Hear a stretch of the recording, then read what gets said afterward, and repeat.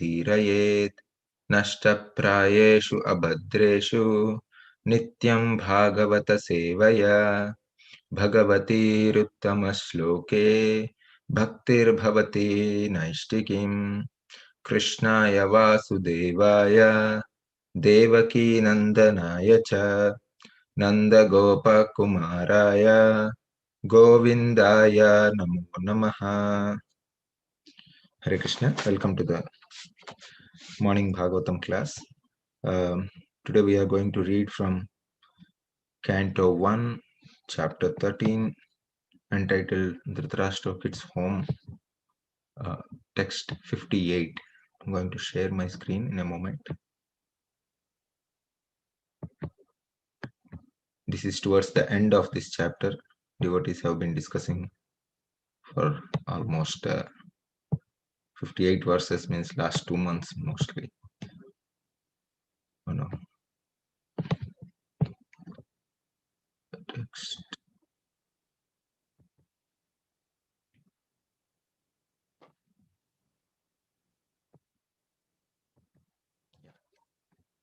I'm going to share my screen.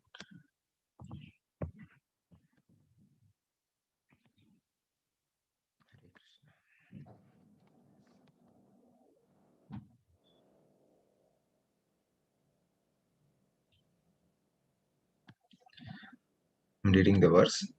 Dahyamanegnibhirdehe patyuh patni sahotaje bahistita patim sadvi tamagnim anuvekshati. Dahyamanegnibhirdehe patyuh patni sahotaje bahistita patim sadvi tam agnim anuvekshati. Translation and purport by His Divine Grace Srila Prabhupada. Srila Prabhupada ki jai. Maybe I go through word by word meaning also. Dahyamane, while it is burning, Agnibihi, by the fire, Dehe, the body, Patyuhu, of the husband, Patni, the wife, Saha Utaje, along with the thatched cottage, Bahi, outside, Sthita, situated, Patim, unto the husband, Sadhvi, the chaste lady, Tam, that, Agnim, fire, Anuvekshati, looking with great attention, will enter the fire. Translation and purport by Srila Prabhupada. While outside, observing her husband, who will burn in the fire of mystic power along with his thatched cottage, his chaste wife will enter the fire with rapt attention. Purport. Gandhari was an ideal chaste lady, a life companion of her husband, and therefore, when she saw her husband burning in the fire of mystic yoga along with his cottage of leaves, she despaired. She left home after losing her 100 sons, and in the forest she saw that her most beloved husband was also burning. Now she actually felt alone, and therefore she entered the fire of her husband and followed her husband to death. This entering of a chaste lady into the fire of her dead husband is called the sati rite, and the action is considered to be most perfect for a woman. In a later age, this sati rite became an obnoxious criminal affair because the ceremony was forced upon even an unwilling woman. In this fallen age, it is not possible for any lady to follow the sati rite as chastely as it was done by Gandhari and others in the past ages. A chaste wife like Gandhari would feel the separation of her husband to be more burning than actual fire. Such a lady can observe the sati rite voluntarily, and there is no criminal force by anyone. When the rite became a formality only and force was applied upon a lady to follow the principle, actually it became criminal, and therefore the ceremony was to be stopped by the state law. This prophecy of Narada Muni to Yudhishthir Maharaj forbade him to go to his widowed aunt.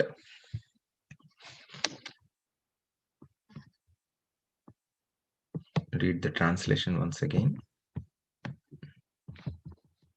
While outside observing her husband, who will burn in the fire of mystic power, along with his thatched cottage, his chaste wife will enter the fire with rapt attention. ॐ अज्ञानतिमिरन्धस्य ज्ञानाञ्जनशलाकया चक्षुरुन्मिलितं येन तस्मै श्रीगुरवे नमः। श्रीचैतन्यमनोभीष्टं स्थापितं येन भूतले स्वयं रूप कदा मह्यं ददाति स्वापदान्तिकम्। वन्देऽहं श्रीगुरो श्रीयुतापदकमलं श्रीगुरून् वैष्णवांश्च श्रीरूपं साग्रजातां सहगणा रघुनाथान्वितं तं सजीवं साद्वैतं सावधूतं परिजनसहितं कृष्णचैतन्यदेवं श्रीराधाकृष्णपादान् सहगणा ललिता श्रीविशाखान्वितांश्च हे कृष्णा करुणा सिन्धो दीनबन्धो जगत्पते गोपेश गोपिका कान्ता राधा कान्ता नमोऽस्तुते तप्त काञ्चन गौराङ्गी राधे वृन्दावनेश्वरी वृषभानुसुते देवी प्रणमामि हरिप्रिये वाञ्छाकल्पतरुभ्यश्च कृपासिन्धुभ्य एव च पतितानां पावनेभ्यो वैष्णवेभ्यो नमो नमः।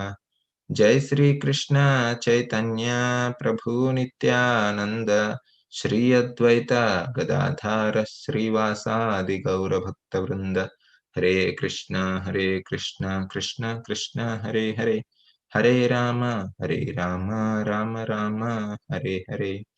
मुखं करोति वाचालं पंगुं लङ्घयते गिरिं यत्कृपातमहं वन्दे श्रीगुरो दीनतारिणम्। हरे Krishna. Yeah, so today's verse speaks about Narad Muni's um, prediction, or he's looking into future and he's prophesizing, saying that he's speaking this to Yudhishthir Maharaj, that in the previous verse we have seen that he says, before, from 5 days from now, your uncle Dhritarashtra is going to enter fire, and this verse says that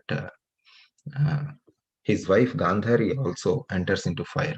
So it's not an ordinary fire. Prabhupada explains in the previous verse. He just creates that mystic fire which burns his own body and the whole cottage. So the purpose behind Prabhupada, the translation says the purpose behind uh, uh, Narad Muni mentioning this to Yudhishthir Maharaj is that you don't worry. You don't even have to do his final rites, right? That is already being taken care of. And then here, in this verse, towards the end, Prabhupada says, this prophecy of Narad Muni to Maharaj Yudhishthir forbade him to go to his widowed aunt. So here we see Yudhishthir Maharaj by nature is very kind-hearted person. So kind-hearted that even after Dhritarashtra doing all this nefarious, planning all these nefarious activities. In fact, it was Duryodhana, and then Dhritarashtra supported him.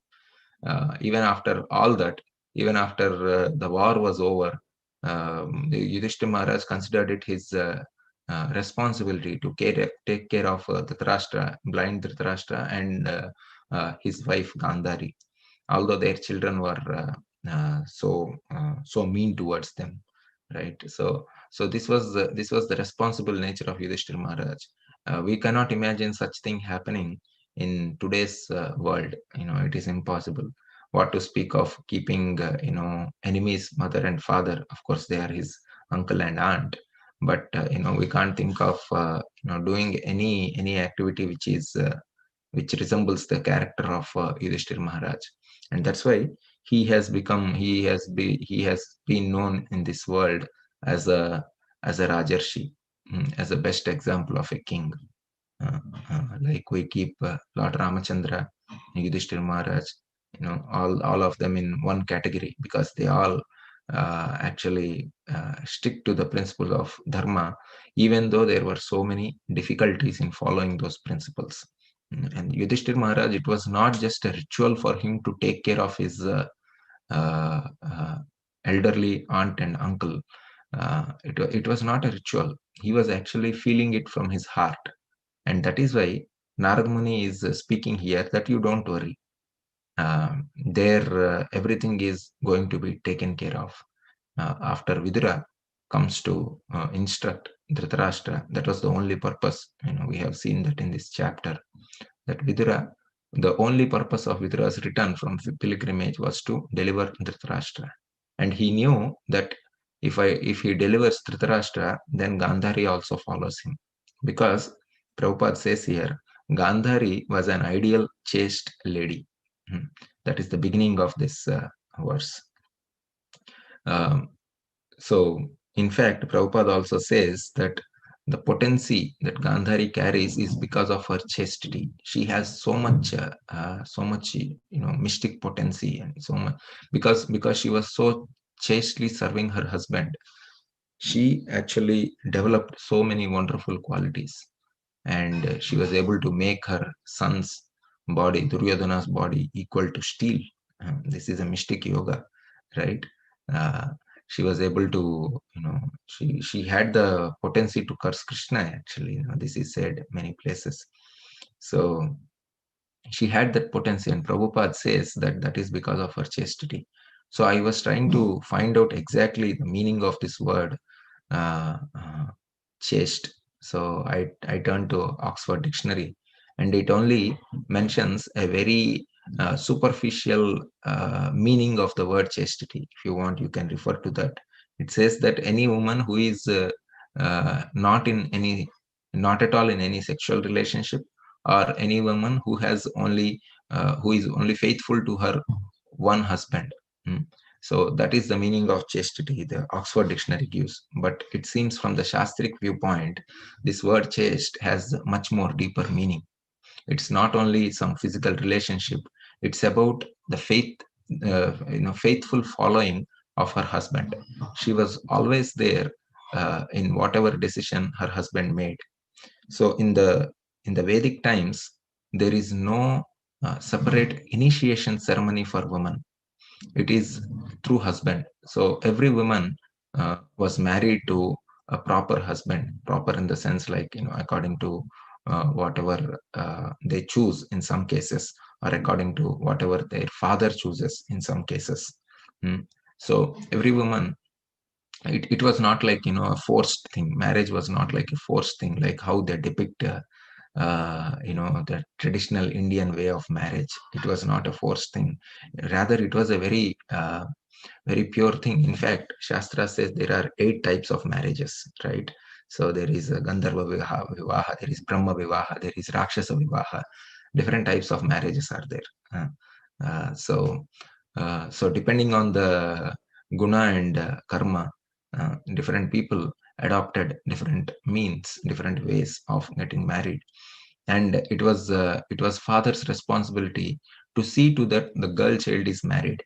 A boy child, there was a little bit, relaxation, because a boy could become a brahmachari also. And after, of course, it was father's responsibility, but at the same time, it was more on the girl's side. Girl was considered to be like she was considered to be what to say, the goddess of fortune.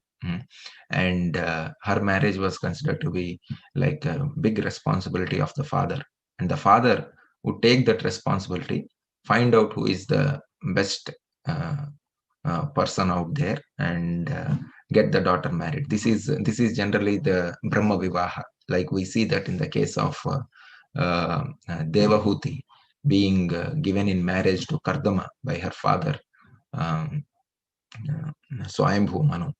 Right? We see other types of marriages also. We have this Gandharva Vivaha, where the man and woman like each other, and they agree to be married. Like we see that in the case of Shantanu and uh, Ganga, right? Yeah. And of course, there are many others also. Like we see Sita Swayamvar. Sita was choosing. It was not her father who was choosing. Sita was choosing. Of course, there was a condition. And then we see many other examples like that. Generally, that was very popular in the Kshatriyas, because Kshatranis, the Kshatriya woman, they were considered to be like equal to Kshatriyas, actually, male, in terms of their decision making and all that, and their skills. It was not that they were always sitting in the kitchen and cooking. No, they were actually capable of ruling. Whenever there was a deficiency on the king's side, and king was not able to rule, or king was not present, he dies or whatever, the queen was capable of ruling the kingdom. That was her capacity, and she was trained like that. And of course, she would, although she had that capability, she would remain chaste to the husband, because she understands, like we see in Prabhupada's literatures, many places, Prabhupada says that the woman should be a subordinate to the man. It is not in the sense of that the man actually overpowers her. He's actually exploiting her. Rather, it is the role which is given to different people in the society, so that there is a very peaceful peaceful society actually, right? So that is why different roles are given to different people. It was, just because you are in a particular role doesn't mean that you are lower or higher. It is just a role. Yeah. So many we see many examples of this, even in the recent times. We see kings like Rudramadevi, or queens. They were ruling over the kingdom because of whatever reason. They were capable of doing that. But somehow it has been projected that in the Indian Vedic culture, women were always what to say, they are only residing in the kitchen. They never come out of the kitchen. That was, of course, if it was required, they would do that. But that doesn't mean they were not educated. They were not. They maybe they were illiterates from the perspective of going to Vedic Gurukula and learning. But they also had a learning system. It's not that only boys were sent to Gurukula, but that was for a purpose. It's not that girls were banned and it was imposed on the girls that they should never go. In fact, learning never stops in the Vedic society. We see that up to 25 years of age, the boy practices brahmacharya, and he actually goes to the Gurukula. He remains as a property of his guru, for 25 years, after which he can decide, whether he wants to get married, or he wants to become a brahmachari or whatever. That was one thing. But the school for women was in the home itself, and the teacher was mother. The mother would take care of the daughter and teach what is needed when she gets married later. What are the things that she needs to take care. In fact, we see that even in the recent times, not the ultra modern days, but just even few decades back, we would see that in the Vedic society, the man would earn money and bring and give it to the wife, and the wife would manage the entire finances, because she knew, like generally man is because he's going out, he's working, he has so many other things to think about. Like he needs to think about how to deal with this person or that person, or the job, or how to secure finances and all that. So woman would take the responsibility of managing finances at home, and she would take care of it and the man would never ask, how are you spending, how are you saving. But then in the olden days, we see, like at least a decade or 2 decades before, we I still remember, like when I go and ask my grandmother, like I need a toffee or a chocolate, then she would just pull out some money and give it to me. She never earned any money, she never went out to work. But then she had that money because her husband, my grandfather, would give all the money in her hand, and she was capable of managing that, and she had this liberty of using it, right? So the way that is being picturized in today's world, the Vedic society is being picturized today in today's world, is a highly perverted reflection actually. It was a happy society, and man and woman were chaste towards each other, and they were always thinking about, in a married ashram, they were thinking about how to uh, on the external front. They were of course thinking about how to secure finances, how to secure the future of the children and all that. But then the spiritual aspect of it is naturally embedded into the family life. It was not a separate aspect that they had to do. Like again, I remember the example of my grandmother and grandfather. they were highly spiritual minded people while they were taking care of all the responsibilities, right? So the spiritual aspect was never neglected. Like they used to go to so many tirtha yatras, pilgrimages, and they would go together and spend time there thinking about Lord and doing some kind of austerity. Like I remember in my childhood, I never used to see these okra sabji or okra, anything made out of this in my home, in my grandmother's place.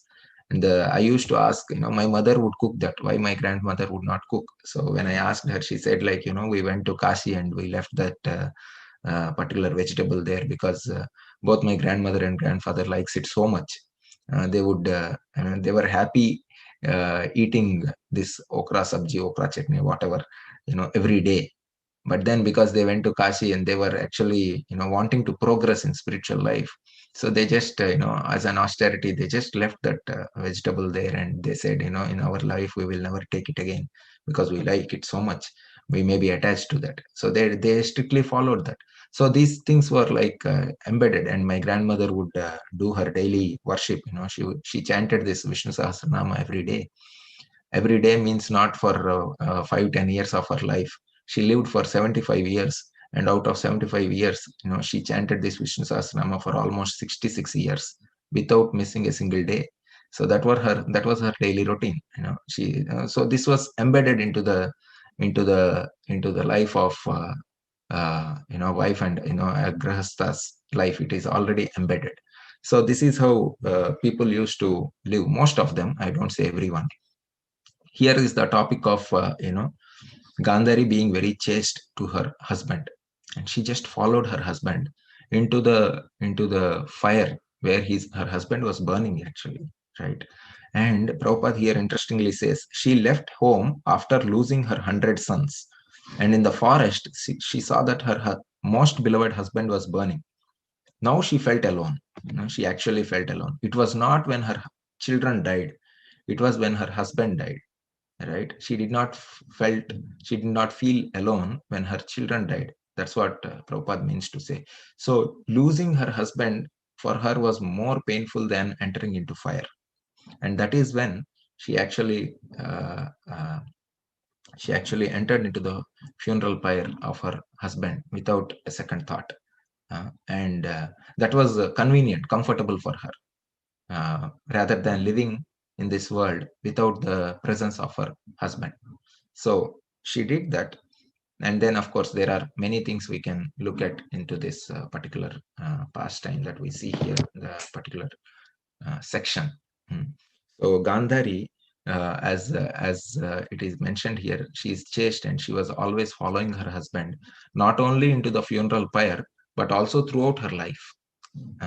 It's not that, and that's why Prabhupada mentions here that it has just become a ritual, and that is when the state had to abolish that particular act. We see in the history that there were many queens who did not follow this sati right, maybe because they had some other responsibilities, or maybe they were not willing to do so. It was never forced upon them. It was always a choice for the wife or a husband, sorry, for the wife to whether to decide whether to enter the funeral pyre or not, of her husband.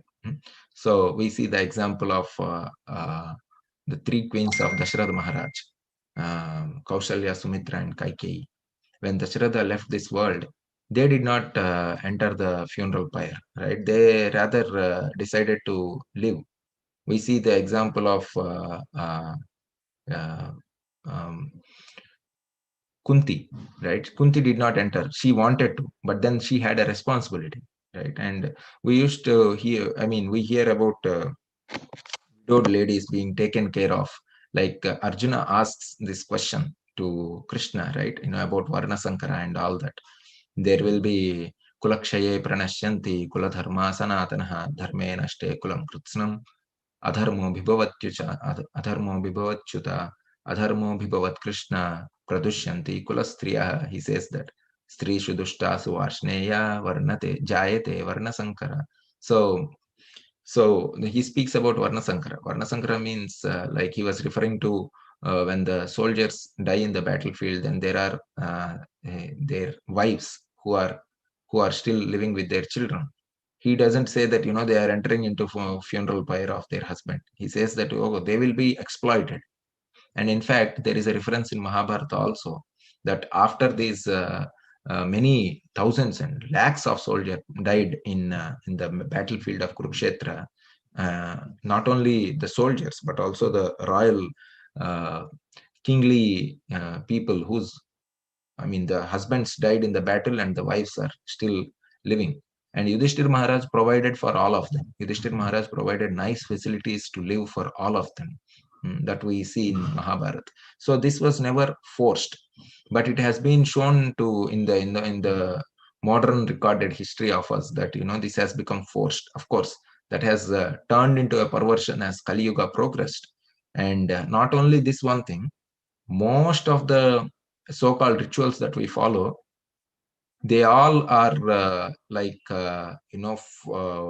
kind of perverted, and because of that perversion they had to be abolished, and they had been pinprick in the society because of losing the essence of that, right? Like for this particular ritual it had to be abolished because it was being forced upon women, and that is so so painful actually. She doesn't want to die, and then you are forcing her into the fire.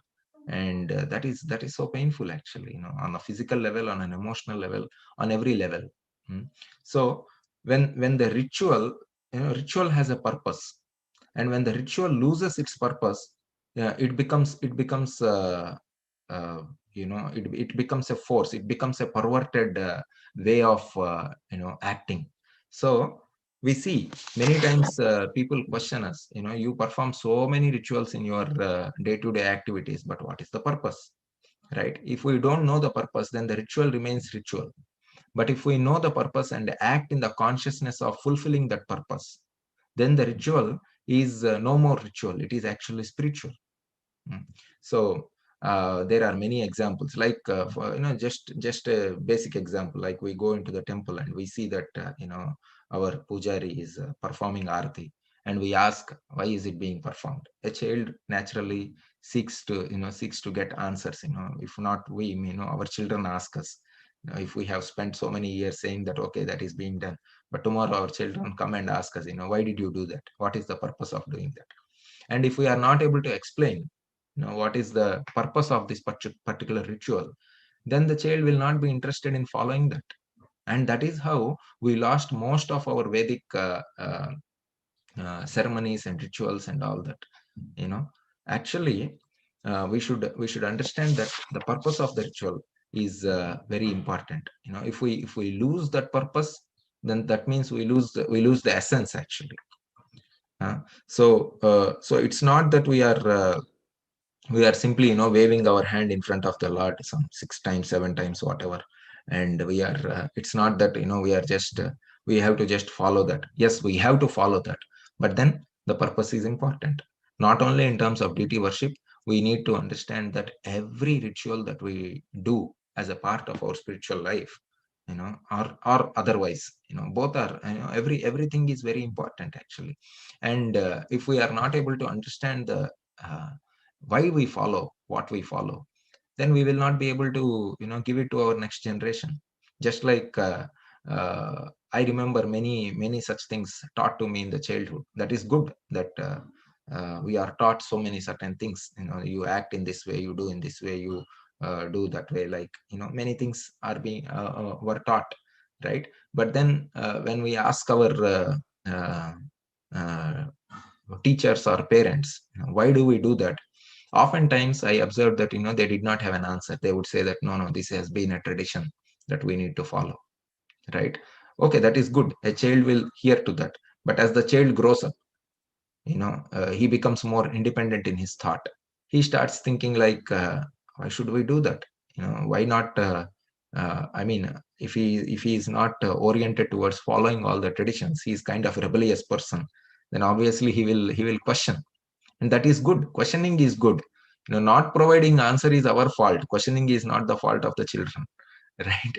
So So that is why we need to be equipped, because we need to follow, pass on this tradition to our next generation, not only in terms of philosophy. Philosophy, of course, is important. There is no second thought on that. Prabhupada used to say that religion without philosophy is a what is that, is sentimental, and philosophy without religion is mental speculation, right? So the ritual is an action, and the spiritual or the philosophy is the essence of that action. Why do we do what we are doing, right? So actually, many times we hear that there are some societies in the world who say that philosophy is it, that's all, no need to follow any rituals, just abandon all kinds of rituals and just focus on philosophical aspects, because that is the essence of the scripture. That is their understanding. That may be true from their perspective, but it is not all true. It is not complete understanding, actually. On the other hand, there are other kind of people who say that these rituals are important. We need to follow. This is a tradition coming down in the family. So my great grandfather followed it, my grandfather followed it, my father followed it, I am following it, and I would like my children and next generations, they also, I want them to follow, right? That is good, but they are not able to pass on this message of the essence of these rituals. So then what happens, at one point this thing gets broken. That is yoga nashta, right? Krishna says that in Bhagavad Gita, yoga nashta vijayate. In the 4th chapter he says that this knowledge has been passed down through so many generations, but in the recent times it appears to be lost, right? Why? Because we don't understand this connection between ritual and philosophy or spiritual very thoroughly, and that is when it gets lost. It loses its charm because we are not able to explain it to the future generations why we do what we do. So uh, we cannot deny rituals. Rituals are not there only in spiritual life, right? Like we gave the example of doing arati, waving hand in front of the Lord or whatever. Such things are there in the material world also, right? We'll be surprised to know that. Like for example, we don't give an interview, we don't attend an interview while driving on a scooter or a motorbike, right? We don't say, okay, tell me what do you want. There is a particular setting, right? Like for example, another example which comes to my mind is these military people, right? Now they follow a daily routine, right? If you go and ask them why do you do that, of course they have a purpose, right? But they understand the purpose, and that's why they are able to follow that. It's not like daily an ordinary person's lifestyle. It's totally different, right? The kind of food they eat. You go to athletes, they also are on the same thing, actually. They want to keep fit, they want to keep like those who are runners, they keep practicing every day, right? As a ritual. huh? But then there is a purpose behind the ritual. The purpose is that, okay, at some point I need to get into the Olympics or whatever, on a competition, right? So that is the purpose, that is the ultimate purpose of his practice, and he understands that, he or she understands that, and that's why they are practicing. huh?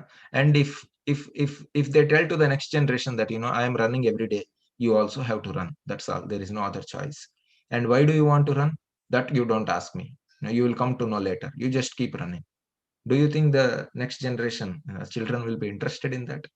No, they will not be interested. They will simply say why. Because children like to question why. Their questions are always why, right?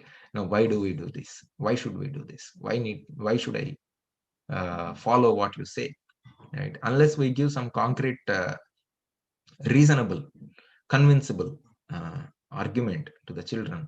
It's not on a philosophical level, because children don't know any philosophy generally, right? No, we need to convince them at their own level. And when we are able to convince them, then they will be able to pick it up and follow that. And when they follow, they will realize, okay, this is how it works. I never understood it before. Let me do that. So then it won't actually remain anymore a ritual. It becomes spiritual, right? So people many times say that I want to express bhakti in the heart itself. I just want to, I always chant the Lord's name in my heart. It is always going on in the background, like some background score, background music. right? That is good. At least I don't have such experience in my own life. But then, they say that many times people say that why should we chant this, Hare Krishna Mahamantra, and why is there this particular number? Why are you binding this particular activity with a number? Why do you want to do that?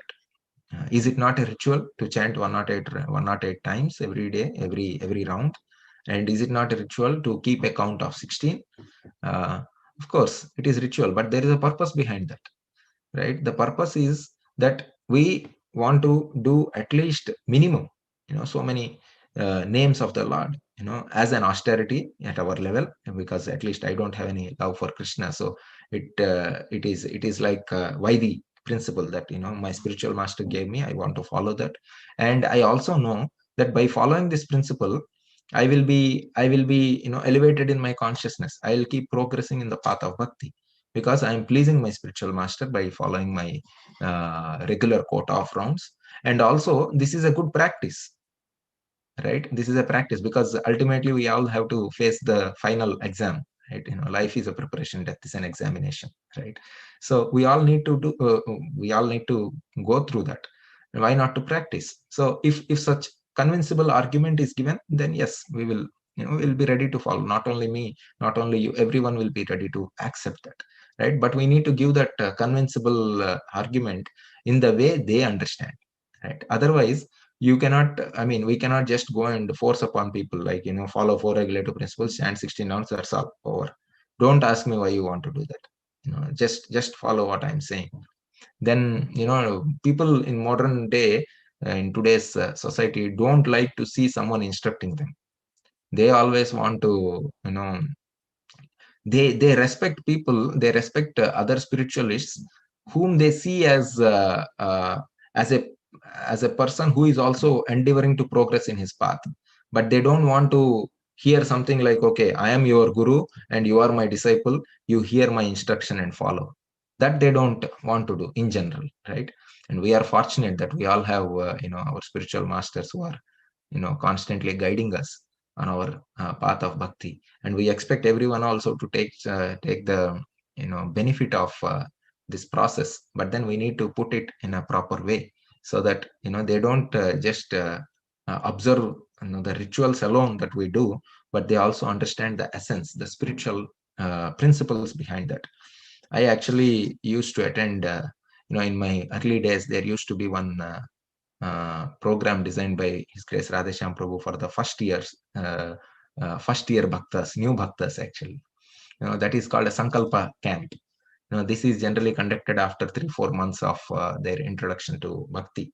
Right, this Sankalpa is a camp where it's a 2-day camp, or sometimes they do it one day also, where students from different colleges come together, they stay together in a common place, and boys they come and stay, and they have these 2 days seminars and dramas and all these things. So there is one particular seminar which is given in that camp, that is and the title of that particular seminar is why we do what we do. And there the process of deity worship, everything is introduced, and next day morning they will attend Mangalarti. In the before day night, they will explain, okay, these are the things which are done in Mangalarti, and there is a purpose behind that. It's not that we simply do this puja. Till that point they are never they would have never participated in a Mangalarti or anything. But then in that camp they are introduced. Okay, this is getting up at 4:30, sitting and chanting with devotees. They may chant only 4 rounds. In a Sankalpa camp, the students are expected to come to the level of 4 rounds. And the Sankalpa, the vow they are taking there is that we will chant 4 rounds every day. That is what they take in that particular camp. The whole camp is to inspire them to come to that level. And then one of the parts of that camp is this why we do what we do.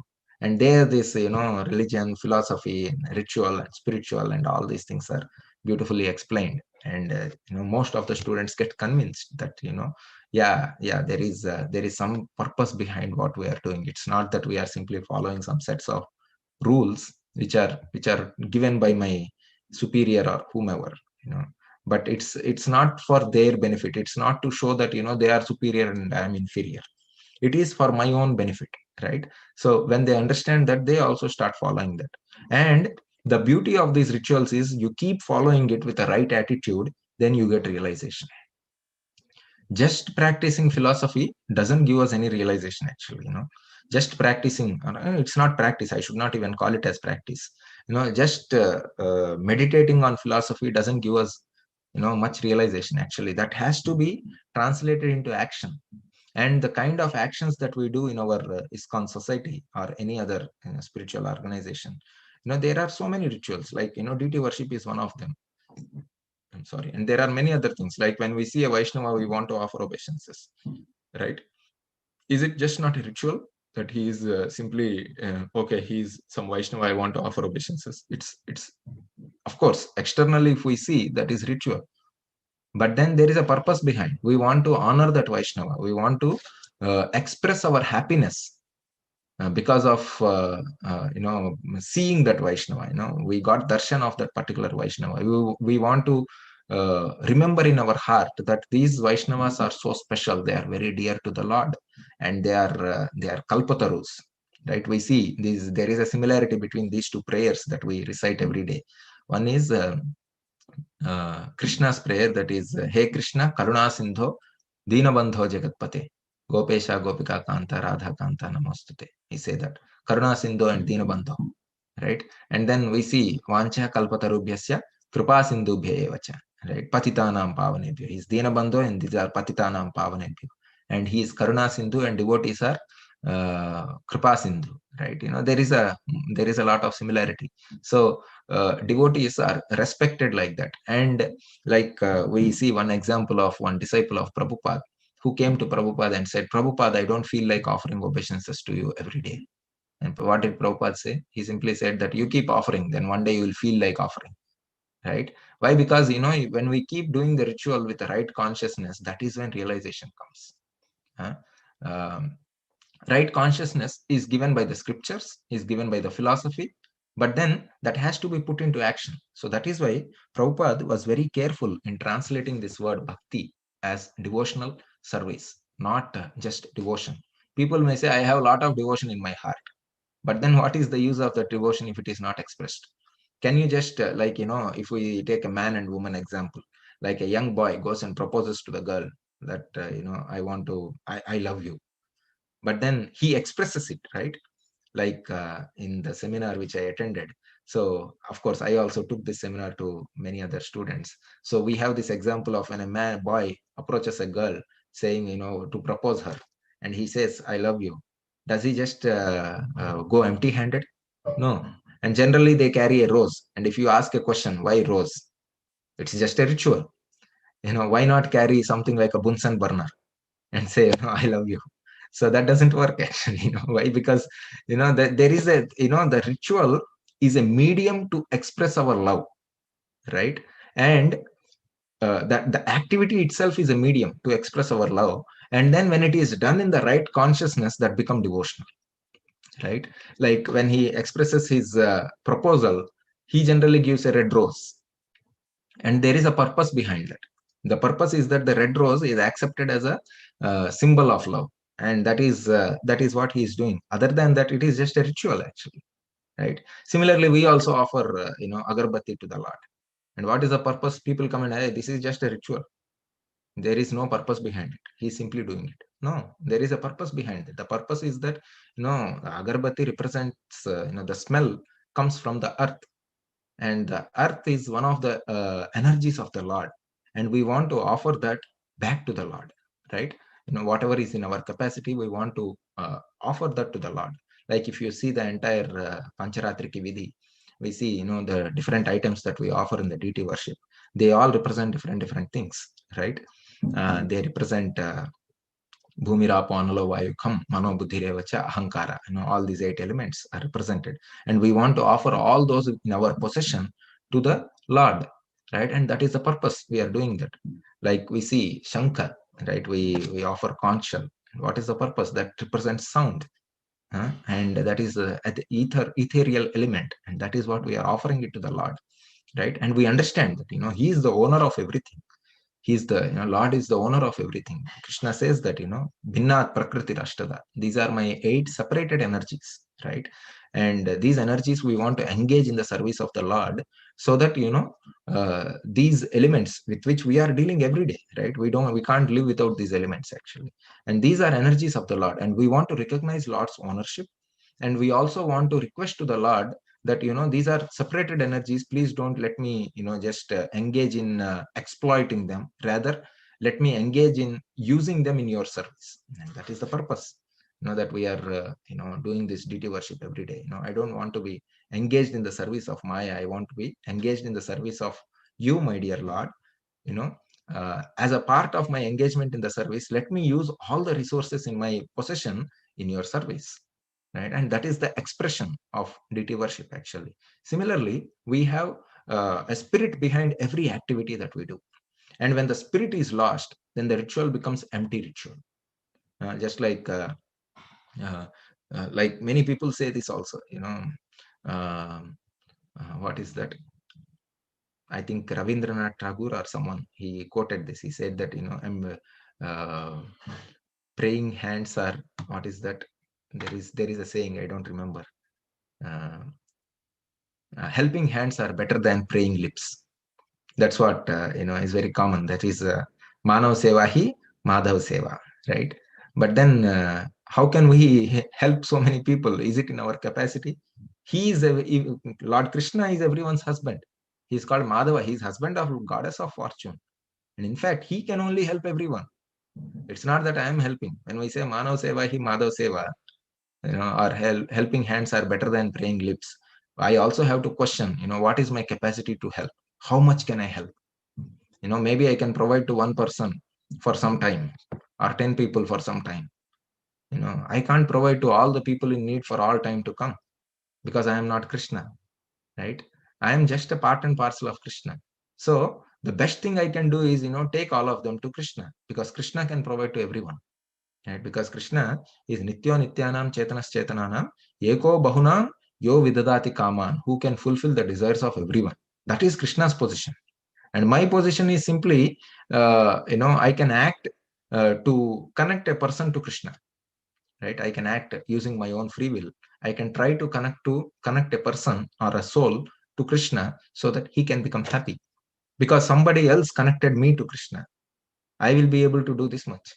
Right? Of course, we don't deny that we should uh, deny the fact that we should, help the suffering body of a person, because, hunger is a suffering.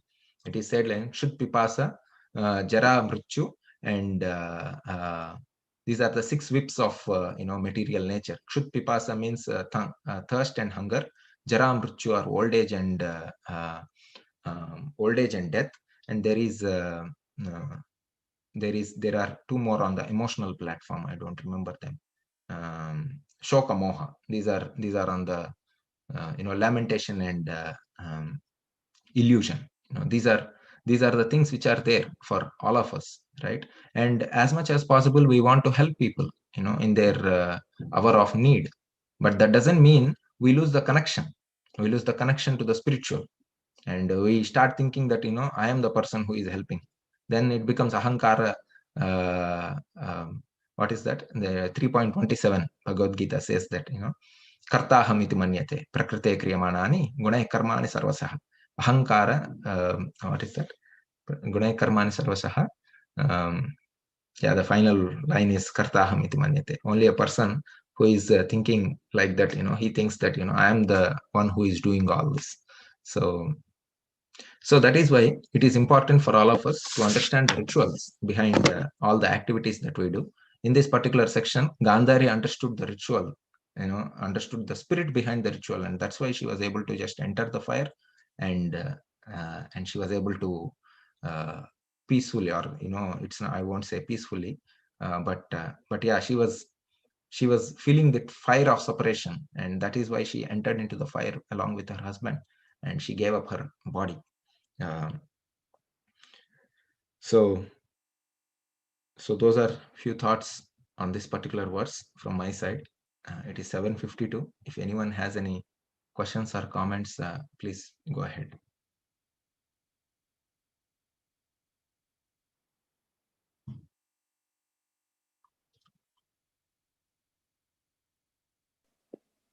Hare Krishna, Sri Kishore Prabhu. Please accept my humble obeisances.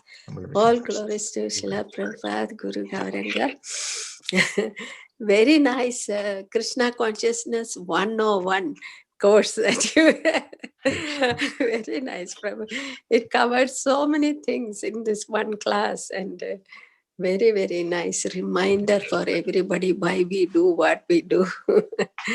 Thank you very much. Thank you very much. Hare Krishna.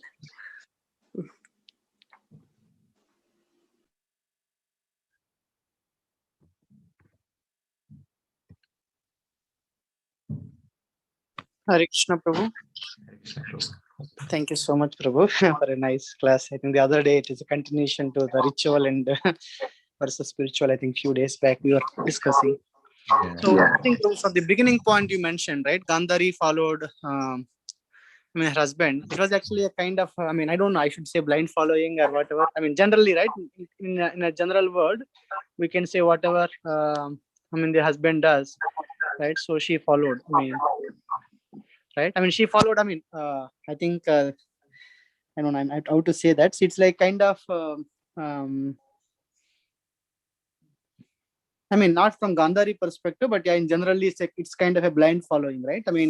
Then what happens, we have seen some examples in the other Puranas and all, even though the wife does that, right? So she kind of gets, missed credits. Whatever happens to the husband, but the wife is saved, right? By following her husband.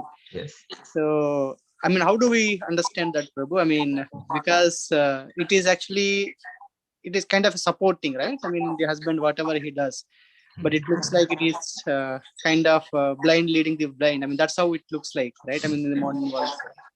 Yeah, that's a good question, Prabhu. Actually, I wanted to cover a few other things which I read from one of the articles of Mahatma Prabhu. But today, in the interest of time, we are not doing that. Maybe some other time I will do that. And in that, that was, today we covered only the ritual and spiritual part.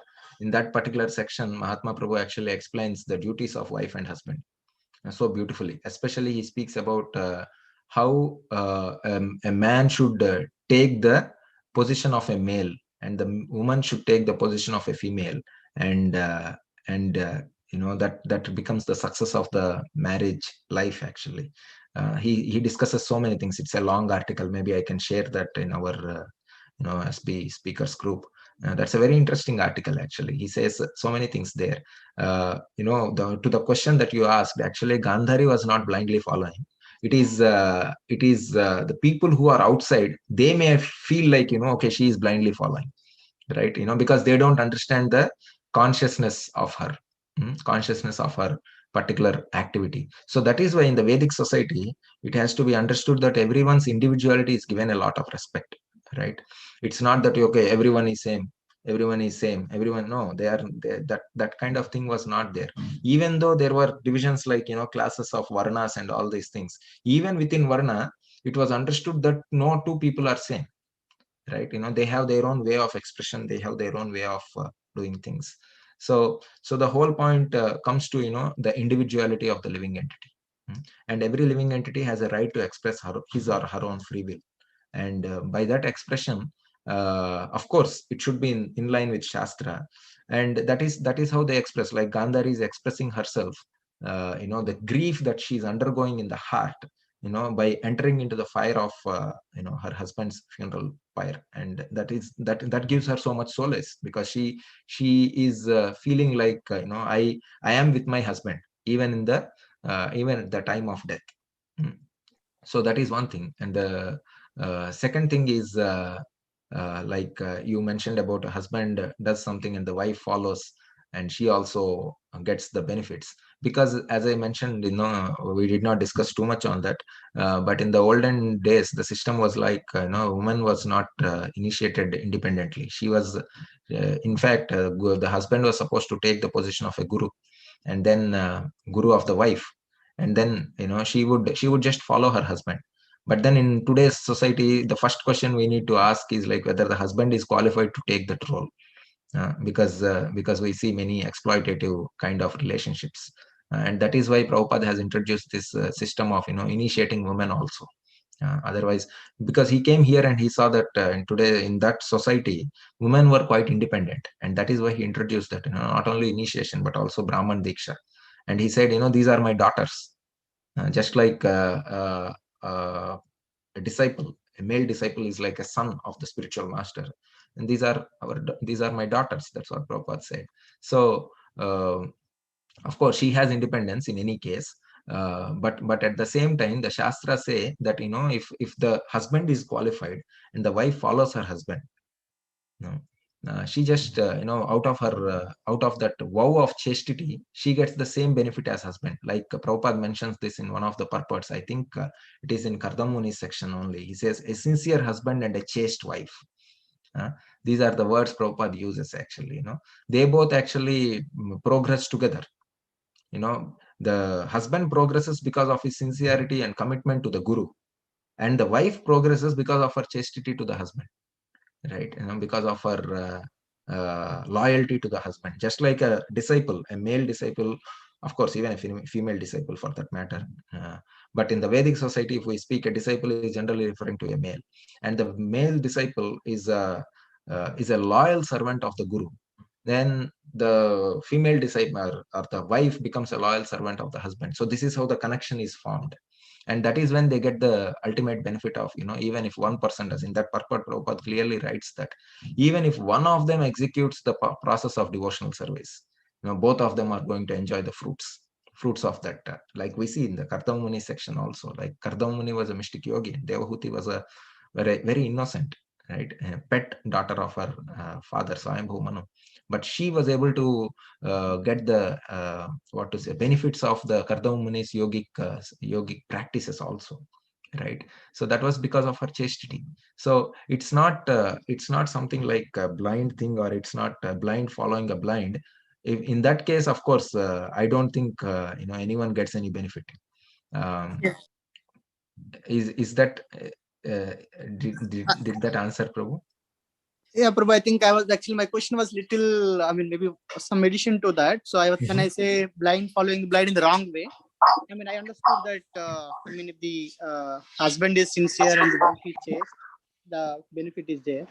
I'm talking about if the husband is, like, for example, Dhritarashtra, right? Until that time, he was not he was not practicing, but the Gandhari was very chaste, right? Yeah. So that from that perspective, I was asking about it. So I mean, there are many examples in Puranas, right? By the chastity of the woman, she gets very powerful, right? So I mean, Yeah. compared to even though husband is not qualified, Yes. right? There are many cases so that's from that perspective I was asking. It looks like it's a blind following the blind there, but of course they had that knowledge. I mean, the woman at least, right? So the woman Yes. had the knowledge why they are doing that.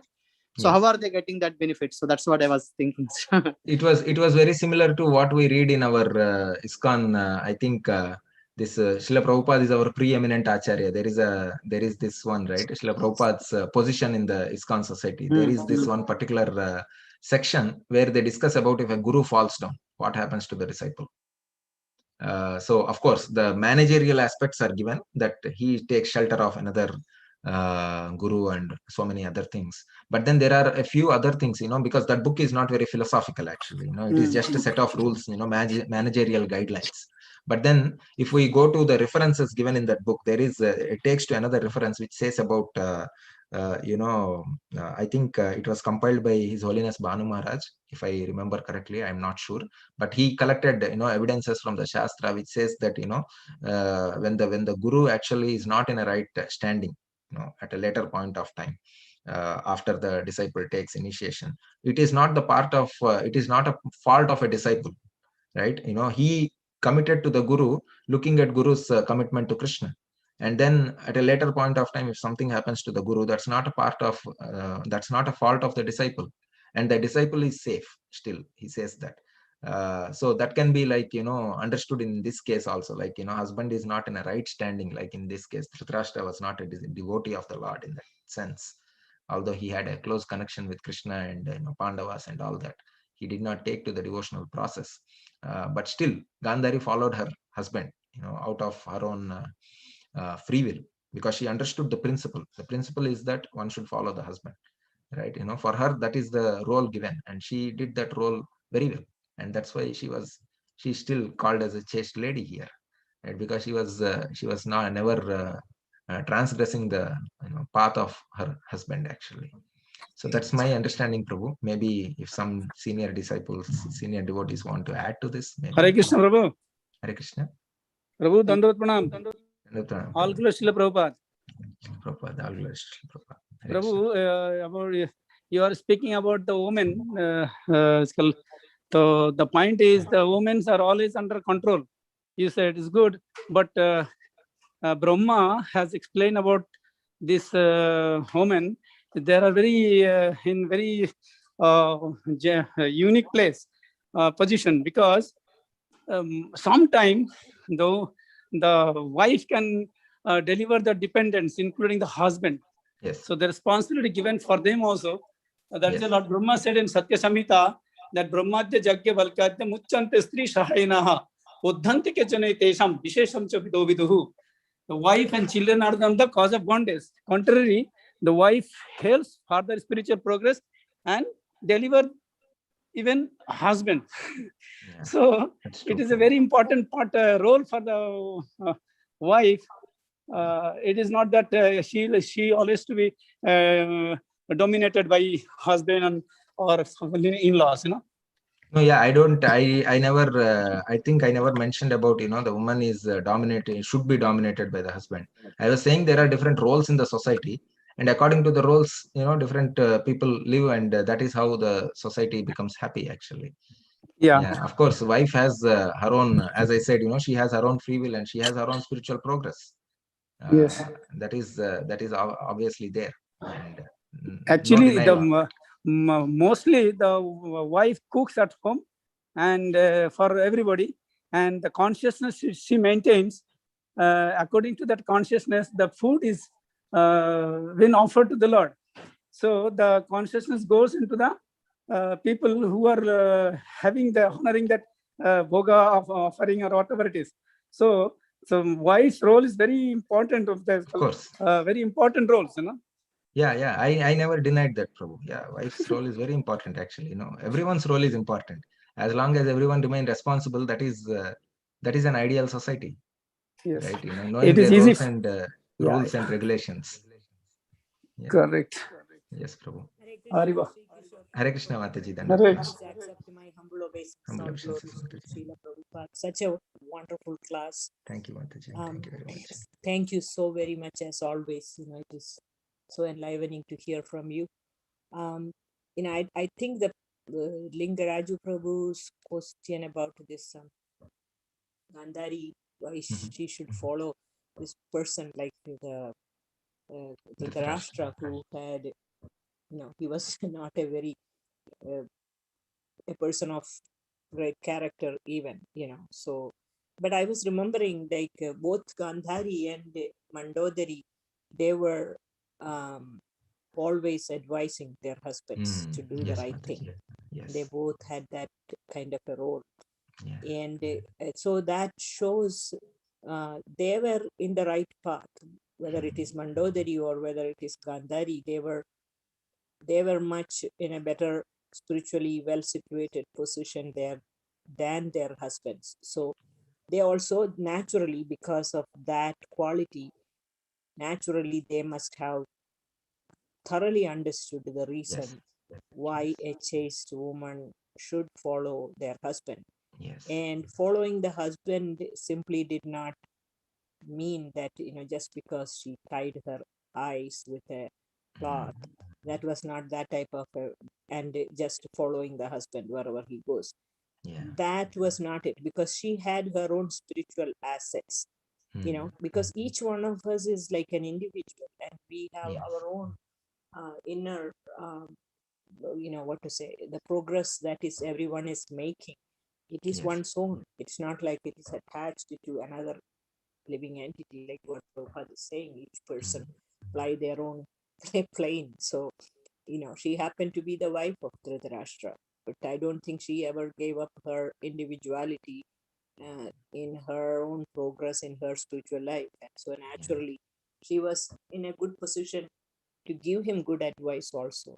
And at the same time, because she was so well situated, she could tie her eyes, she could follow her husband, and it didn't adversely affect her at all.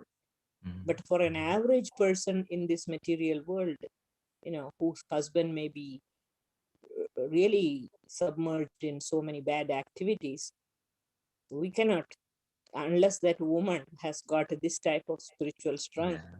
You know that you can call as a blind following. Correct. Right? Yes, Mataji. Because the woman herself is not spiritually strong. And then it is then just, okay, I'm supposed to follow my husband, and you just simply follow the husband. It is not going to do any good to her or to the husband. Yes, there is a time and a place for everything as well. I don't even know that whether the Satya Yuga principle or Dwapara Yuga principle applies in Kali Yuga. Correct. Especially because Kali Yuga, as it progresses, you don't know to what degree people degrade. And one factor, it just remains the same, that each individual, whether it is a man or woman, yes, we need to know our purpose. Thank you, Mataji. Thank you, Mataji.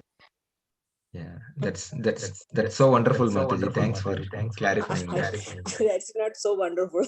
Your class was so wonderful. No, Mataji. Actually, yeah, I was not able to put that thought in a proper way, maybe. But yeah, it clarified it very much. I was thinking, like, there are situations where abusive husbands are there, even within a devotional culture. Yes. Right? Yes. We have seen it with our own eyes. So how long do you allow that woman to be abused by such a husband? Yeah. I think the article I was referring to of Mahatma Prabhu deals with that only, especially.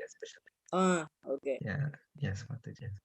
Thank you so very much. Hare Thank you, Mataji. Thank you very much. Hare Krishna. I think it is 8:10. If no one has any other comments. Hare Krishna, Prabhuji. Yes, Prabhuji, Dandavat Pranam. Dandavat Pranam, Prabhuji. Wonderful class and wonderful. So many points you touched upon. I don't know, it's already time up, but I did have some discussion points on Yoga Nashta. If you have a few minutes, but this may not be totally, spiritual, but, when we preach, this becomes sometimes important when you have discussions. So one of the things, Yoga Nashta is basically, we are forgetting the purposes of the rituals, and, that's what it is defined as. And like in Bhagavad Gita, 2nd chapter, Arjuna talks about how Yoga Nashta happens because of war. While, there are two types of wars that our civilization has seen by, one is Dharma Yuddha and the other one is the Adharma Yuddha. So, in, the olden days, where what we call as Bharata Khanda, we had defined Dharma Yuddha in such a way that there would be very little Yoga Nashta, if at all there is any Yoga Nashta, because we can see how even King Yudhishthira was supporting everyone, and so that, bad practices don't come into the society in spite of so many, men losing their. All of this happened. However, when it comes to Adharma Yuddha, starting from like 12th of, very about 1,000 years, we started Dharma Yuddha, and fortunately or unfortunately, because it was Adharma Yuddha and our civilization did not adapt, we were part of it. But if you look at Multan, for example, is also called Mulastan. There used to be a huge Adityanath temple which was built by, Krishna's son. However, what happened is, when entire populations, particularly men, are killed, and then, women are taken as slaves and sold everywhere, the civilizational costs are so heavy. There are certain pockets which survive. And what happens with these pockets is they continue doing what they were doing, but they lose the knowledge why they are doing it. So, if you look at most of present day India, lot of the knowledge is saved, and thanks to acharyas like our Srila Prabhupada, they've revived that knowledge and they explain it very well, so we can continue all of that. But in those parts, where we were forced to be, like even in India, when you had to follow in these 1,000 years your religion or your philosophy, you had to pay tax. If you didn't pay tax, you would be converted, or you would be, in that sort of situations, probably, our ancestors, because it's very easy for us to say our ancestors did not explain to us, which is true, and that is a factual point. If we had got the explanations, we would have followed it, but the circumstances were also not using. That is something I think we need to. Otherwise, what happens is that prevailing, they keep, one of the common things that we keep hearing is we are a sentimental religion. Why are we sentimental? Because we don't have explanations. Why we lost it? Because of the Adharma Yuddha and all the things that Arjuna spoke about in Mahabharata Yuddha. It didn't happen then. After 5,000 years, it actually started. Very recent example is Kashmir. Like one was Multan, that 1,000 years ago, but Kashmir is like 60 or 50, no, 30 years ago. The entire population was kicked out of Kashmir. They're still the population which came out of Kashmir are still following those traditions. But now, if their kids or their grandkids are asked, they'll say, "Oh, we do this, but we don't know what this place means because there's no place like that." Correct. Yes, Prabhu. Right? Yeah. So it is all interconnected, civilizational, geographical, and everything is interconnected. Yes, Prabhu. I agree. Whereas a contrasting one to that is Somnath. Somnath was destroyed multiple times, I think more than 12 times. But every time what happened is it was rebuilt, and the culture was continued in spite of that destruction. Yes. So Somnath survived, whereas that didn't happen with Kashmir or Multan or so many other places. And I just want to bring that up so we don't ourselves as a mental religion. No, yes, Prabhu. This is very true from historical perspective, and this is how it connects to everything that I spoke today. Yes, Prabhu. I agree. Yeah. But we're grateful that we have acharyas like Prabhu. Who are able to revive everything. Yes. Thank you, Prabhu. Thank you. Thank you for a very provoking and very informative. Thank you, Prabhuji. Thank you very much. I think it's 8:15 now. Thanks for all your comments and encouragement. I think we will stop here. Hare Krishna. Thank you, Prabhu. Shila Prabhupada ki jai. Gaur Bhaktarvrinda ki jai. Vancha kalpatarubhyasya kripa sindhubhyev. Patitanam pavanebhyo vaishnavebhyo namo namah.